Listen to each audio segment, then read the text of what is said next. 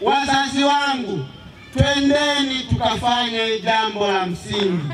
Uchaguzi huwa unakuja mara moja baada ya miaka mitano. Miaka mitano ni michache au ni mingi sana. Tukikosea tujue kabisa tunaenda kuhangaika miaka mingapi? Mitano.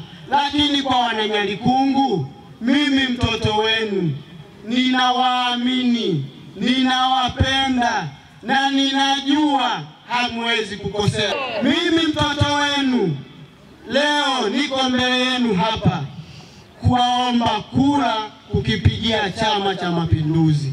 Ndio kenye ilani inayosema Nyalikungu tutafanya nini. Wale wenzangu wale Wandala mbili wale hawana ilani kama hii. Hakuna mahala hoja zenu, changamoto zenu watazisema. Mimi mtoto wenu ni jasiri sana. Hamna ofisi hata moja nitasita kuingia kwa ajili ya kuwaletea maendeleo. Mimi mtoto wenu kwa moyo wa unyenyekevu ninaombeni sana, kesho asubuhi mkanipigie kura nyingi za kutosha mnapotiki katika mafiga matatu. Ila tunatiki, baadaye mtatikisa.